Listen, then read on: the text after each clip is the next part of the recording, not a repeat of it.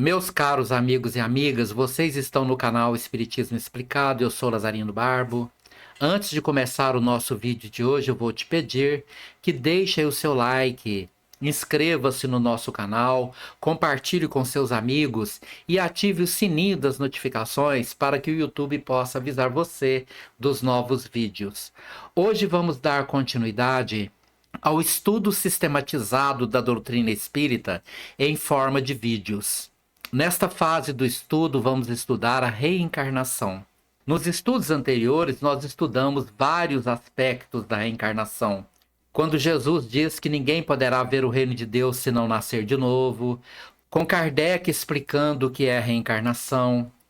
Estudamos os objetivos da reencarnação, que é chegar à perfeição, a reencarnação como veículo de expiação e melhoramento progressivo da humanidade. Todos estes assuntos estão aí nos estudos anteriores.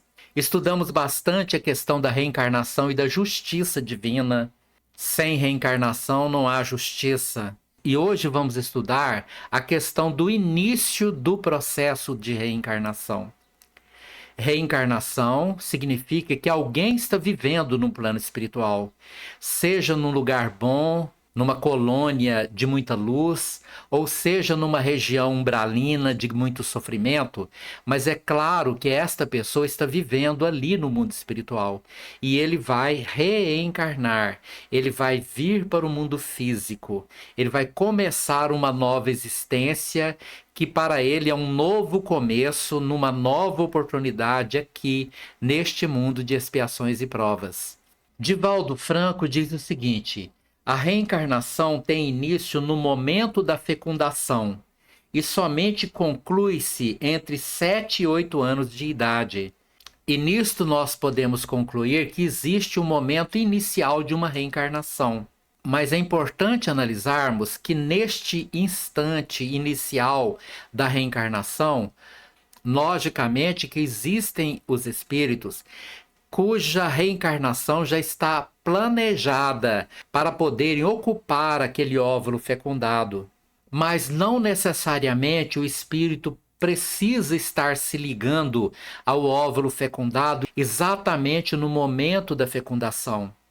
Existe uma janela de tempo entre a fecundação e a ligação do espírito. De 5 a 14 dias depois da fecundação, que é realizada nas trompas, o óvulo fecundado desce da trompa para poder fixar-se na parede do útero em um processo natural chamado de nidação. E o óvulo fecundado, ele tem vida própria. Ele recebe o fluido vital do pai e da mãe através do espermatozoide do óvulo e ele é um ser vivo por ele mesmo. Mas essa vida é curta. Ela acontece até este momento final da nidação. Se até esse período da nidação não acontecer a ligação de um espírito com aquele óvulo fecundado, aquele óvulo vai morrer. Então é preciso entender que existe essa janela de tempo. Depois que cessa a vida própria do óvulo fecundado, o espírito reencarnante precisa ligar-se àquele óvulo fecundado. Caso contrário, ele não terá mais vida, a vida dele cessa, o fluido vital dele cessa e então ele não tem condições de continuar vivo. Então ele precisa receber a vida. O portador da vida é o espírito. Se o espírito não se ligar àquele óvulo fecundado, ele não vai sobreviver. Mas uma vez que um espírito ligue-se ao óvulo fecundado, antes ou depois da nidação, sendo o momento limite a própria nidação, ali então ele vai desenvolver-se no útero da mãe. O espírito, que é um ser humano, muitas vezes adulto, com uma forma adulta, ele vai passar por um processo natural de metamorfose.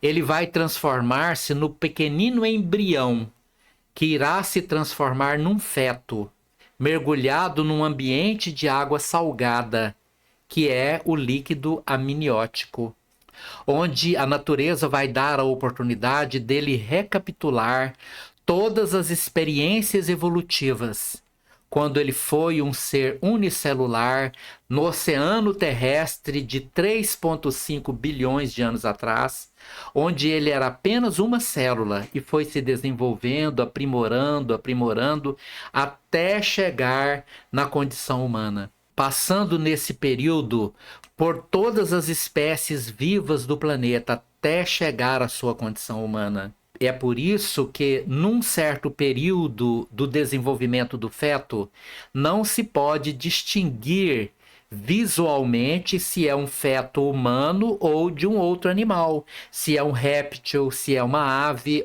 ou se é um mamífero qualquer. Só depois do desenvolvimento deste feto é que vai distinguir-se a sua forma humana ali. E Leon Denis, no livro O Problema do Ser, do Destino e da Dor, ele diz o seguinte: desde o instante primeiro das manifestações de vida do embrião humano, a entidade espiritual experimenta os efeitos da nova condição. Primeiramente, ele encolhe no tamanho e na forma. Ele se torna o embrião.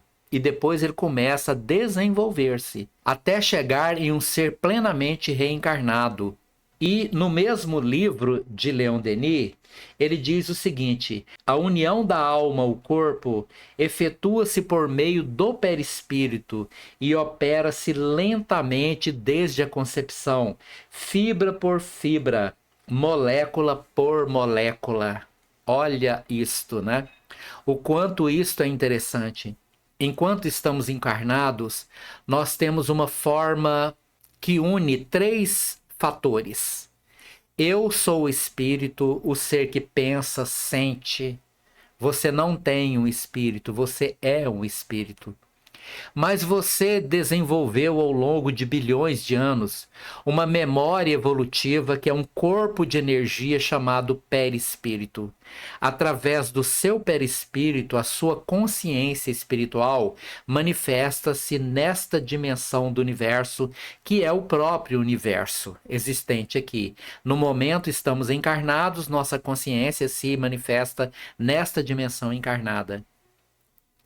Mas quando você vai reencarnar, o espírito ligado ao seu perispírito, do qual ele não se desfaz por muito tempo, ele então liga esse perispírito ao seu corpo no processo da reencarnação. À medida que vai se desenvolvendo a reencarnação, vai se organizando o corpo do reencarnante, ele vai, aos poucos, tomando uma forma humana que obedece os padrões do perispírito. Espíritos organizados perispiritualmente, porque conquistaram ao longo do tempo atitudes equilibradas, melhores escolhas, esse perispírito, não estando envenenado por maus pensamentos e maus sentimentos, vai produzir um corpo mais organizado. Já uma pessoa que optou pelo mal com péssimos pensamentos, sentimentos e emoções, terá uma grande chance de desenvolver um envenenamento perispiritual que vai deformar o corpo, trazendo propensões, doenças, enfermidades e desequilíbrios diversos. Por isso, ao longo do tempo, nós vamos desenvolvendo um corpo físico que obedece os padrões de nossas conquistas anteriores para o bem ou de nossas derrotas em vidas passadas quando cedemos às tentações do mal. Por isso, a necessidade de nós estarmos sempre buscando o nosso aprimoramento moral, espiritual, mental e físico, cuidando do nosso corpo, para que nós possamos, então, ter o merecimento de a cada vida termos um corpo funcional que atenda às nossas expectativas de inteligência, de conhecimento e até mesmo de condições físicas mais ou menos afastadas de doenças, porque a doença é resultado de nosso mau comportamento, energias destrutivas agregadas ao nosso perispírito que vão dar depois o ensejo a enfermidades e deformações físicas e mentais. Esse é o nosso estudo de hoje. Se você gostou, deixa aí o seu like e na próxima semana estaremos dando continuidade a esse estudo. Muito obrigado pela sua presença.